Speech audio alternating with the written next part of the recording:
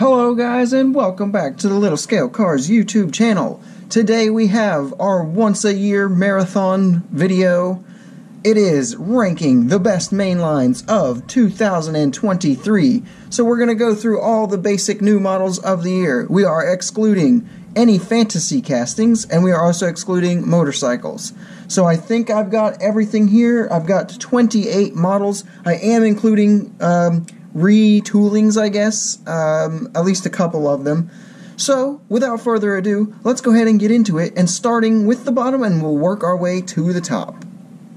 As with the 2022 models, we're going to go in kind of last to first kind of way, and the way I determine my rankings is basically how hype I was for the particular model, how good the execution came out, and that basically determines it. So, getting things started, 28th place, last of my rankings, we have the GMC Hummer, the Barbie version. So this is basically a retool. I'm not sure it actually accounted, but it's got enough difference that I went ahead and included it. However, I don't really think it was necessary. I think that they could have just used the existing casting, which I actually quite like. So the hype was just not there. The execution is good. It does match the movie version, but for me, it was not something I felt we needed. 27th place is going to go to the Volvo Gasser. This was the Legends Tour winner, and as you can see, I don't even have it. I did not order it. Did not pick it up. Not something I was interested in. So I just got this picture up here. Yeah. I'm not into gassers, and old Volvos don't make good gassers in my opinion. So, just overall, not for me. 26th place. As you can see, once again, I didn't buy it. It's the Custom 68 Camaro. So, I have seen the 2024 versions of this, and I think that those paint jobs do it a lot more justice, to the point where I might have actually picked it up for the sake of this video, but I still don't really like the custom job of it. It's not something that I personally wanted, so it was something that I was easily able to pass on, because once you do this much customization to a car, it really just kind of turns it into a fantasy casting at that point, in my opinion. Coming home, 25th, we have the Volvo XC40 Recharge. So, I don't hate it, but the execution up front especially looks bad, and then just the kind of unnecessary off-roading bits that were added, just to me, just leaves a little bit to be desired. I do kind of like the newer decos, the 2024 decos better, but overall I still am just not a big fan, and that's why it comes home 25th. 24th, with almost no hype, and an execution that left me feeling very underwhelmed, we have the Ford F-150 Lightning. So, Matchbox had already done this one, and they had done a very, very nice stock version, so I guess Hot Wheels felt the need to go crazy hog wild with it, and I don't hate their idea. To me, it is, no, I don't like it. And that's pretty much all I have to say about it. It's really, really big as well, which is probably actually closer to a true 1/64 scale, but it just really does not really fit in, even with other big Hot Wheels models.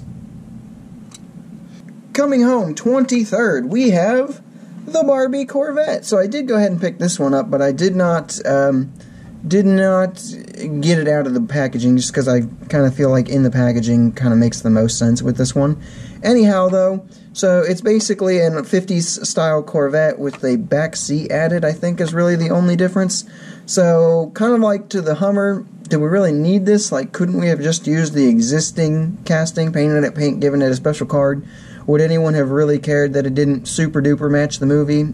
I mean, I personally wouldn't have, and this is my personal list. So that's why this one gets ranked so low.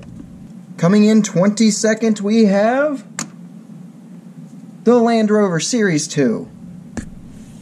So, why is this one ranked so low? Well, first off, it's just not a car I have a lot of interest in. That being said, it just kind of feels odd too. There's a lot of plastic with the casting, I feel like.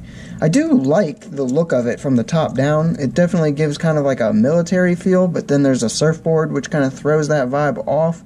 It's just overall just strangely done. It's not necessarily badly done, it's just some odd choices were made that I probably wouldn't have made, and overall I just don't really love it, but it does have a unique charm to it that I could see a lot of other people enjoying. 21st is going to go to the Nissan Patrol Custom. So I actually kind of liked this one when it first came out. I thought it was kind of a unique, almost kind of a monster truck, off-roader, just like mud vehicle kind of thing. But the more I've looked it over, and the more I just kind of look at it, I don't love it. Obviously, I'm not a big fan of customs, and this one's just got a lot of custom work. These big cutouts in the hood, I don't like at all. And then, to be honest with you, even a stock Nissan Patrol probably wouldn't have made it up too high in my list. So, for that reason, 21st. Being home, 20th, is the Mitsubishi Pajero Evolution. So, I actually really like what they did with this. It still looks fairly stock. Wouldn't say it's perfectly stock, personally, but it's close enough. And proportions look okay. Wheel choice, not my favorite, but not terrible. Overall, I actually just kind of like this one. But again, it's just really not something that I was crazy hype about. I pretty much only got it for this video and to maybe make some TikToks with it in the future, but for the most part, just not something I was crazy excited for. So we've now cracked the top 20, so coming home 19th is going to be one that a lot of us thought was a fantasy casting for the longest time. It is the Mad Mike Drift Attack. So this car is actually super cool, and had I known beforehand that it was an actual licensed model, I think I would have been a little bit more excited about it. But for what it is, it actually, deco-wise, came out pretty good. Casting-wise, I mean, this huge cutout up here looks good. Wheel choice, interesting, but fairly accurate, I suppose. Overall, it actually came out pretty good. It's just the fact that it, while technically a licensed car, still has a heavy fantasy car vibe to it, and it's just, to me, not super exciting. I'm not big into drifting anyway, so it falls to 19th. Coming in 18th, this one's probably going to ruffle some feathers, but if you saw my full review of it, you'll probably have a better understanding of why it is so low. We have the Toyota Supra. So, in my video, which I'll link up in the top right-hand corner, I talked about the many reasons why I don't like this casting, so I won't ramble on about them too much from here. All I will say is that I was fairly hyped for this thing, was kind of excited to have it, and then the actual execution of it just left me very disappointed. Very, very disappointed. And without rambling on too much more about it there, that's all I have to say. This will find its way into 18th. 17th, we have the Jeep J10. So, why is this one so low? Well, it's just really not my style of car. Not really huge into like off-road trucking and sand trucks and all that. However, the execution of this one is actually really nice. I really like the paint choice color. Not digging the huge Hot Wheel logo down the side. It is what it is though. Love that we got like actual sticker tampos, whatever these are, on these headlights. Wish these ones up here could have gotten it too. But overall, I actually don't mind the execution of that one. And so it's actually going to be pretty high for the kind of car that I would consider it to be. 17th. Coming home 16th is another Jeep. It is the Jeep FC as it rolls away. So this one, again, just not something I would have ever been even remotely excited about. But the execution of it was nice enough that I kind of enjoyed it. So Matchbox's version appears to be much more stock. And if you're into stock cars like myself, you'll probably enjoy that one more. But this blue paint just looks really good on this car in general. And overall, I don't know, it just really feels like it has that Hot Wheels charm to it. I like it. But I don't like it all that much. I pretty much, again, only bought it for the sake of this video. The execution's a little bit odd, too. I have never seen one that has two perfectly placed headlight tampos, which is odd. But good enough for 16th. Cracking into the top 15, starting with 15th, the 72 Corvette Stingray. So, this one actually came out really well. I went ahead and picked the silver version because I like the clear windshield, and the blue version has kind of a blue tint to the windshield. That being said, though, the headlights popped up, does look cool, it looks good. Casting itself seems very nicely proportioned. It's very skinny and kind of long. We got some good detailing on the back. The execution was quite well, but the hype was just not there for me. I actually skipped this casting for a really, really long time because do we just need another 70s version Corvette? We already have at least one version that I quite like the casting of personally, and obviously I have never been a big fan of cars with their roof off. I prefer hardtop versions always, so for that reason it only finds its way to 15th. Coming home 14th is the Tesla Model Y. So we got like 3 versions of this thing. I went with the red edition. I think that's the best colors.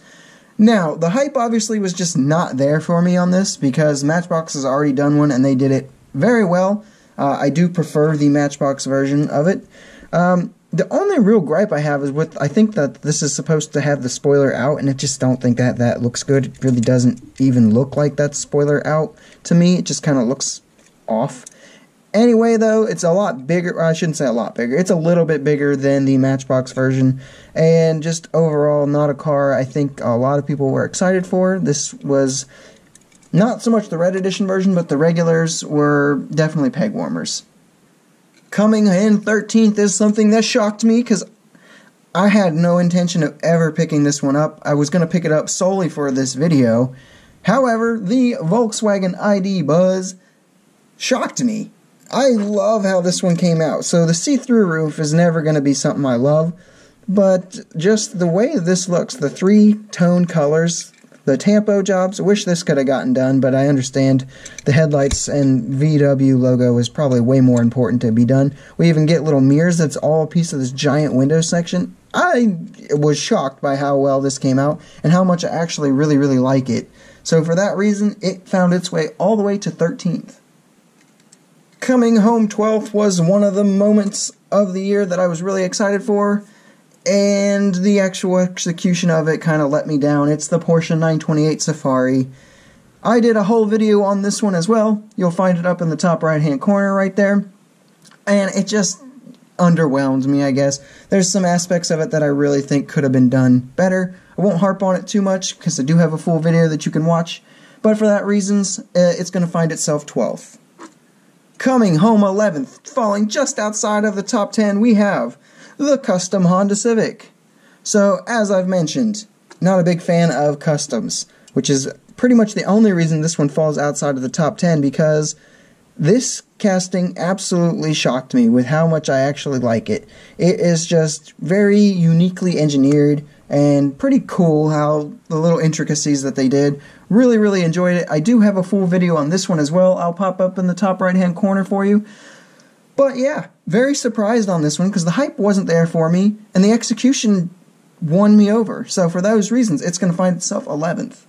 Making our way into the top 10 with 10th place, we have the Ford Escort RS200.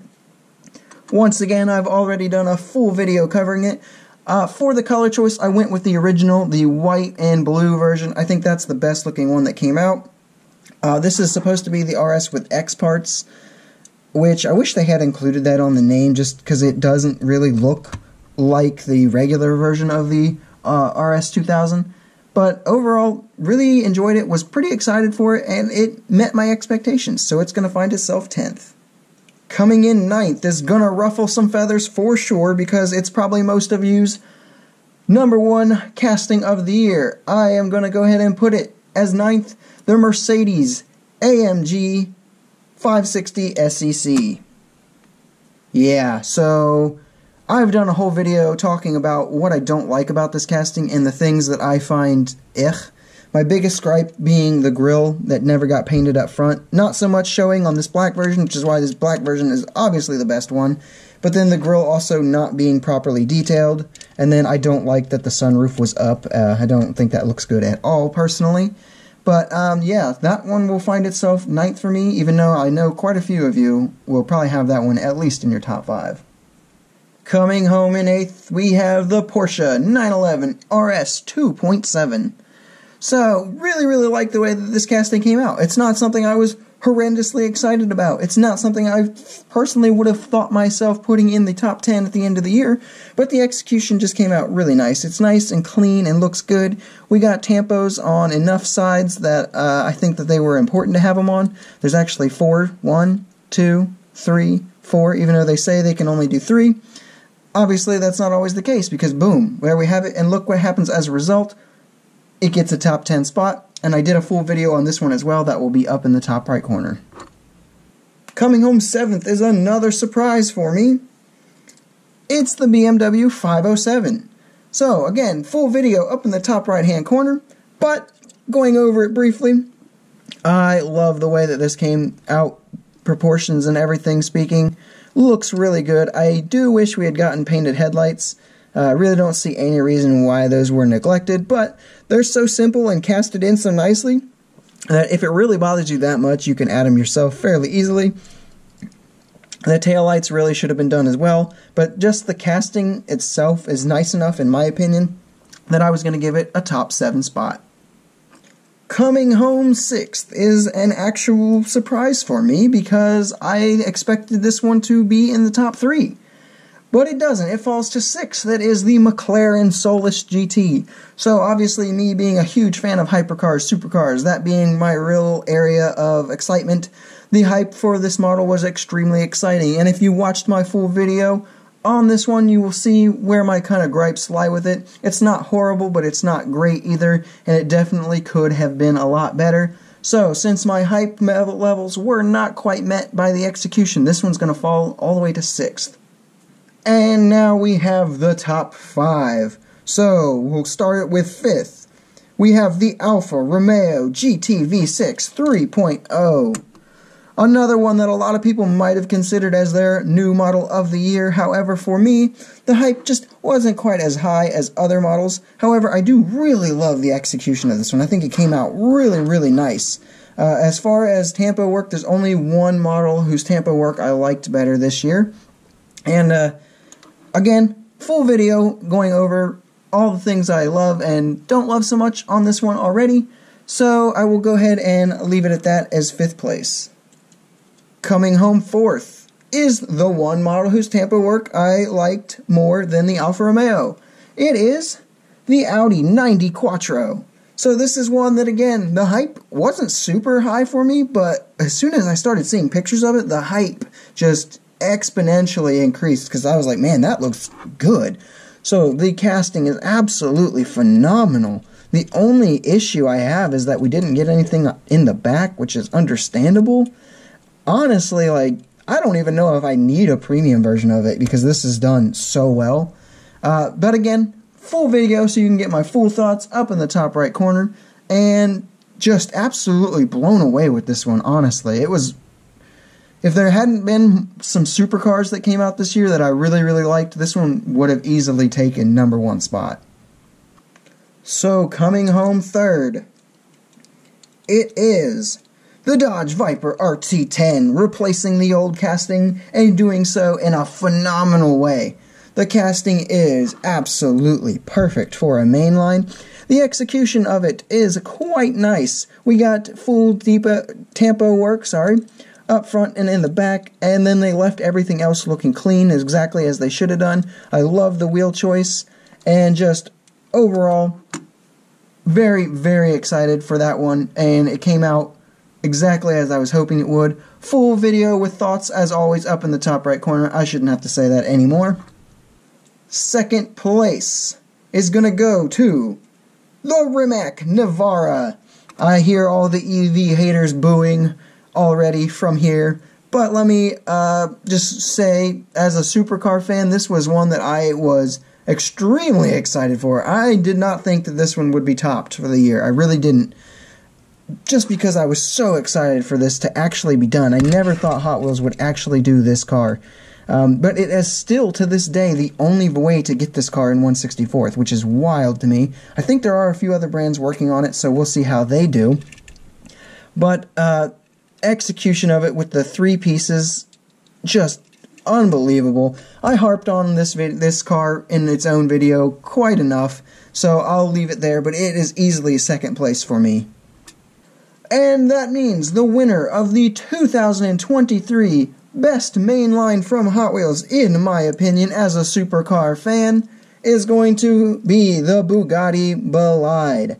So this one could have easily taken the McLaren Solus route and disappointed me, which would have bumped it back in the listings, but it didn't.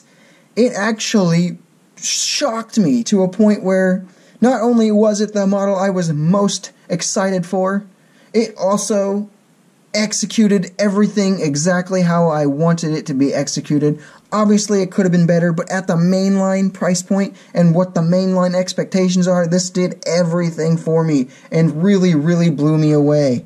Again, full video of this has already been done, so I won't ramble on for too much more about it, but just phenomenal job by Hot Wheels. And once again, as of right now, this is still the only way to get this car in 1/64th scale.